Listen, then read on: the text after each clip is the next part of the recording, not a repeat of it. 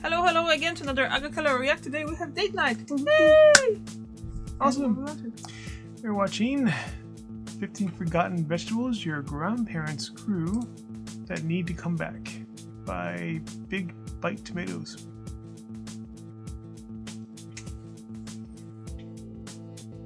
Yeah, I'm gonna just go into it because I'm kind of curious what kind of vegetables. I wonder how many will I not know. I like to think that I do know a lot. I don't even know the vegetables my parents gave me as a kid, and then the wife gave me as an adult. You did learn a lot though. I did, yes, I did. What did you saying today? Oh, that I thought pickle was its own thing. I never knew it was a cucumber, and that apparently a lot of people don't know that. Yeah, you can pickle anything, like onions and carrots, and the whole shebang. I just thought pickle was a pickle. We just came across one of those reels when the woman was saying like, why pickle everything else except cucumbers? While she's eating like a mini cucumber. So it's like, yeah, isn't that what you were thinking? Yeah. Pretty much. Yeah. I can help it though. Yeah. It does. Back in the day, growing vegetables was essential for every family. Supermarkets didn't exist, so people relied on their own gardens for food. Heirloom vegetables were grown for their flavor and durability. I'm sure they were called heirloom. Today, many of those old varieties have faded from memory. Let's uncover 15 heirloom vegetables your grandparents grew that tell stories. Well, when he said the supermarkets didn't exist, well, that's true, but there were still stores. Like, obviously, people in cities didn't grow their own vegetables. They were relying on stores and markets and stuff like that. So, gooseberry.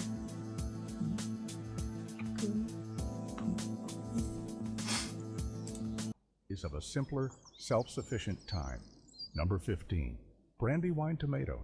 The Brandywine tomato is a classic heirloom variety that has been loved by gardeners for over a century. My hands. This tomato stands out because of its large size and distinct, rich flavor. Unlike the perfectly round tomatoes you see in stores today, Brandywine tomatoes have a more rustic look, often with uneven shapes and colors that range from deep red to pink. Back in the day, people didn't care about perfect appearances, they cared about taste. And the Brandywine delivers on flavor like no other.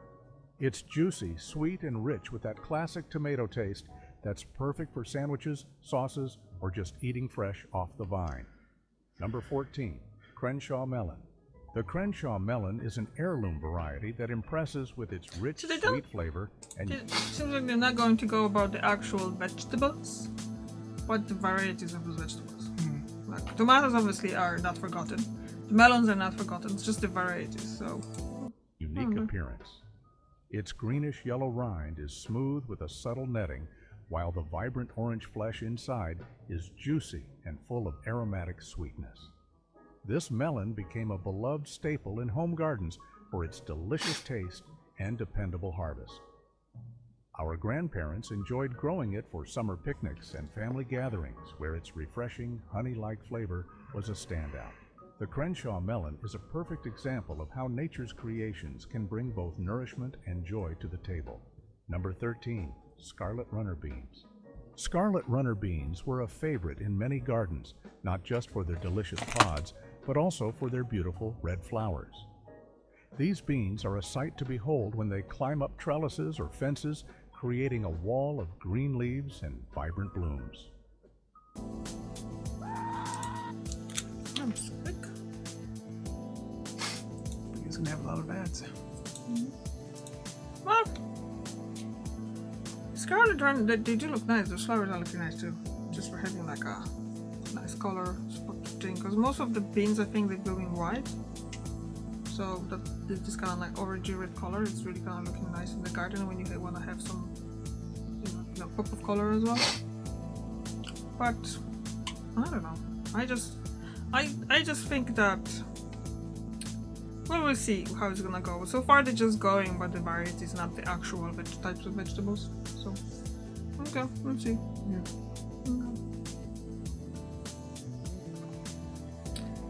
Ashwagandha, or I don't know. I keep hearing ads for it in Polish radio as well. It's another one of those superfoods or something. Some coming from somewhere. Like, you know, the goji berries were so thing like a few years ago. Now they're everywhere. It's probably gonna be the same way. We'll see. In the past, families often planted See how them near that their looks homes nice, huh? to add both beauty and function to their gardens. The beans themselves are versatile, and they were a reliable source of food that could be enjoyed fresh or dried for later use. Grandparents would harvest the young pods for tender green beans or let them mature and dry for hearty soups and stews. They also loved the fact that these plants attracted bees and other beneficial insects to their gardens, helping to pollinate other crops. Number 12, Golden Bantam Corn. Golden Bantam corn is a variety that brings back memories of warm summer days and family dinners. This sweet corn was a staple in many home gardens because of its rich, creamy taste. Unlike the super sweet hybrid corns we see today, Golden Bantam has a more natural sweetness that's not overpowering. It was perfect for boiling fresh on the cob or preserving for the colder months. Back then, families didn't have the luxury of running to the store for fresh corn year-round. Instead, they worked hard to grow and preserve what they could. Golden Bantam corn was valued as a staple of hard work and a lasting reminder of summer harvests that carried families through the long winter months. Number 11, rhubarb. Really? Rhubarb is one of those plants that instantly brings still to around? mind. Yeah, I think it's a thing. It's not even a variety, it's actually a thing. Like, it's very popular here in Europe anyway. Did you see a lot of stuff with rhubarb in States when you're living there? Do you remember? I don't remember. Don't remember? Didn't pay attention? We have celery. It's like the same thing. It's not the same? No, it's not. It looks the same. One different color.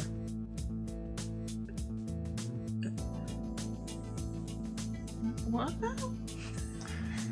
Well, the stalks are the same, yeah, but the leaves are totally different. And the taste is totally different, and the purpose is totally different. What? Different Altogether? altogether, yeah. I'm learning something new, eh? Yeah. You really didn't think that they're the same thing, is it? Of course not the thing. Rhubarb, celery, different names. Yeah. Okay. Homemade pies and jams. It's a perennial vegetable, which means it comes back year after year, making it a reliable That's not it crop though. for gardeners. That's charred. Our They grandparents often even had put a the freaking wrong dedicated thing on. rhubarb patch in their gardens, and they would eagerly await the spring harvest to use it in their favorite recipes. The tartness of rhubarb pairs perfectly with sweet fruits like strawberries, creating a balance of flavors Actually, that's rather hard than to with beat. the raspberries. In the past, rhubarb wasn't just a tasty treat. It was a symbol of resourcefulness. Families would make the most of what they had, and rhubarb was a plant that kept on giving, season after season. Number 10, Hubbard squash. The Hubbard squash is a true garden giant. Known for its thick skin and large size, this heirloom squash was a favorite among our grandparents because it could be stored for months without spoiling. In a time before refrigerators and freezers were common, having vegetables that could last through the winter was essential. The sweet, nutty flavor of Hubbard squash made it a versatile ingredient in many dishes, from soups to pies. Families would often grow several of these squash, knowing they would have a reliable source of food during the colder months. The sight of a big blue-green Hubbard squash sitting in a root cellar brings back memories of simpler times when people relied on their gardens to feed their families. That's not Number it. Okay. 9, Red Russian Kale. Red Russian Kale is a hardy green that has been grown for generations. Unlike the tough, curly kale you often see today, Red Russian Kale has tender, flat leaves with a slightly sweet flavor. Our grandparents loved growing this variety because it could withstand frost and continued to produce throughout the colder months. Kale wasn't just a trendy health food back then, it was a vital source of nutrition during the winter when other vegetables were scarce. Families would harvest it fresh from the garden, even in the snow, and use it in soups, stews, or simply sautéed with garlic. It was a dependable crop that helped families stay healthy and nourished during the harshest of times. Number 8, Cylindra beet. The Cylindra beet is another heirloom variety that was popular among gardeners of the past. Unlike round beets, this one grows in a long, cylindrical shape, which made it easier for our grandparents to slice and pickle. Pickled beets were a common item in pantries back then, providing a tangy, nutritious side dish that could be enjoyed all year long. Cylindra beets were favored because they produced uniform slices, making them perfect for canning.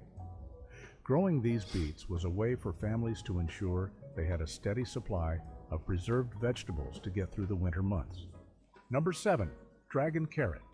The dragon carrot is a striking heirloom variety with deep purple skin and a bright orange core. Unlike modern carrots bred for uniformity, this variety stands out for its unique color and intense flavor. Our grandparents loved growing dragon carrots because they were packed with nutrients and added a splash of color to meals. These carrots have a slightly spicy, earthy taste, making them perfect for roasting, soups, or eating fresh. They thrived in home gardens, reminding families that vegetables didn't need to be perfect to be delicious. Number 6, snowball cauliflower. Snowball cauliflower is an heirloom variety that has been grown since the late 1800s. Yeah. Its name comes from the plant's pure, white, round heads, which resemble fluffy snowballs. Unlike modern hybrids, snowball cauliflower was valued for its tender texture and mild, nutty flavor. Our grandparents grew this vegetable for its versatility in the kitchen. It could be boiled, roasted, or pickled, making it a staple in many households. The fact that it could be stored through the winter made it even more valuable. Number 5, fish pepper. The fish pepper is an heirloom with a fascinating story. Its leaves are beautifully variegated, and the peppers themselves change color as they ripen, from green to shades of orange and red. This variety dates back to the late 1800s, when it was widely grown by African American gardeners, especially along the East Coast. Its name comes from its traditional use in seafood dishes, adding a bold, spicy flavor to meals. But it wasn't just about taste. This pepper also brought a splash of beauty to garden beds. Both ornamental and practical, the fish pepper was a staple in many home gardens, cherished for its ability to enhance both the plate and the landscape. Our grandparents appreciated its versatility and its unique look, often saving seeds to ensure it would be passed down through the generations. Number 4, snow pea, mammoth melting. The mammoth melting snow pea was a staple in many old-time gardens.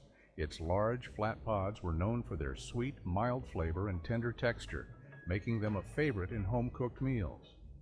Unlike modern varieties that focus on high yield, this heirloom pea was prized for its taste and simplicity.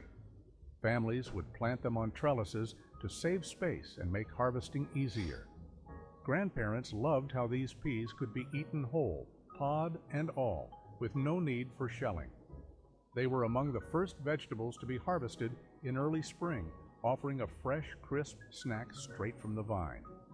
Often added to stir-fries, soups, or salads, they brought a burst of freshness to meals when other vegetables were still weeks away from ripening.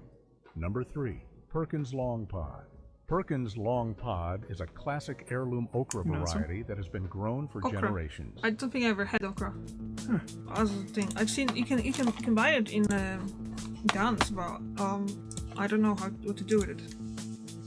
Like it's Find recipes. Well, yeah, but I'm kind of. I would have to have like a few days off afterward just in case. You know my theory about having allergies. Yeah. I know okra comes from like tropical regions, so it's not something that I don't think I ever had with anything. Not even like like a piece of additional in some stuff that I've already bought. But it's something that I would like to try, but like it could be something that I have allergy to. Yeah. You never know. So I have to a few days later off. And I never really thought about it before having off, so. Interesting. So what do you think so far? Yeah.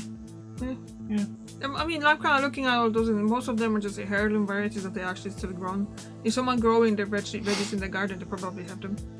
If they have the peas, the tomato that was mentioned there, and things like that, the Hobart squash, it's often in a lot of veggie gardens that I see online and stuff like that. Because it's still tasty. It's just, and you can buy it in supermarkets too, in fall, even here. So it's just something that it doesn't look that nice. Because like you see, those tomatoes are kind of like they crack, so they look kind of like they're not as nice as the normal tomatoes, just the roundy ones. But the roundy ones have no flavor whatsoever. So Interesting. Okay, let's go back. Known for its long, slender green pods, Did you ever have something this else? variety was a favorite among gardeners who valued both productivity and flavor. Unlike modern hybrid okras, Perkins' long pod produces consistently tender pods that are perfect for frying, adding to stews, or pickling. It thrives in hot climates, making it especially popular in the southern United States. For many grandparents, this okra wasn't just another vegetable. It was a staple that symbolized resilience and tradition passed down from one gardening generation to the next. In the hot Number climate. 2, straight 8 cucumber. The straight 8 cucumber is a classic heirloom variety that was a staple in many gardens. Known for its perfectly straight, dark green fruits, it became popular for its ease of slicing and excellent flavor. This variety was a reliable producer, making it a favorite among home gardeners who needed a steady harvest. Back in the day, families would enjoy these cucumbers fresh in salads, pickled, or simply eaten with a bit of salt. Gardeners appreciated its robust growth and the fact that it thrived in a variety of conditions. Number 1, red Wethersfield onion. The red Wethersfield onion is a striking heirloom variety with deep red, almost purple skin. Doesn't look deep red to It me. was widely grown in the 1800s and became a popular onion for its storage capabilities. This variety has a rich, slightly sweet flavor that makes it a But if you favorite think for about it, red cooking, onion is not really red, it's especially just in purple. soups and stews. Or pink. Back in the day, families relied on onions like the red Wethersfield to last through the winter months, providing a steady supply of seasoning for meals. Its vibrant color and robust flavor also make it a standout in fresh salads and salsas, adding both beauty and taste to any dish. Which of these heirloom vegetables would you like to try growing? Onion. Subscribe if you learn something. How scared he is of me. Yes, I know. It's all because of tickling. Yes. Constant tickling. What would you like to try? Onion, because you like onions. I like spring onions. Yeah. Stuffed tomato. It's like the size of my hands. Be awesome. Well, you did like tomatoes that I grew last year. They were nice. I didn't have that variety, but there were different ones there, but they were really tasty. The only thing that I haven't had, I mean, from like a type of vegetables, it's okra. And the other thing is just the Hobart, that some of the varieties that just didn't have because they're kind of hard to get and stuff like that. So. But I was thinking there would be more about some like really, really rare vegetables, not just types of vegetables. Yeah. Like there's few of things. Let's say okra. Yeah, that would be something that would be like. I think that was a good spot, but there was a variety of okra. But there's some vegetables that they are really rare that people don't know about existence and stuff like that. Although there are types of it that they are commercially grown anyway, so it's not that hard, I think. So, anything to add? No, I think that's it. Thank you very much for watching. I see you tomorrow and you see you next week. Bye.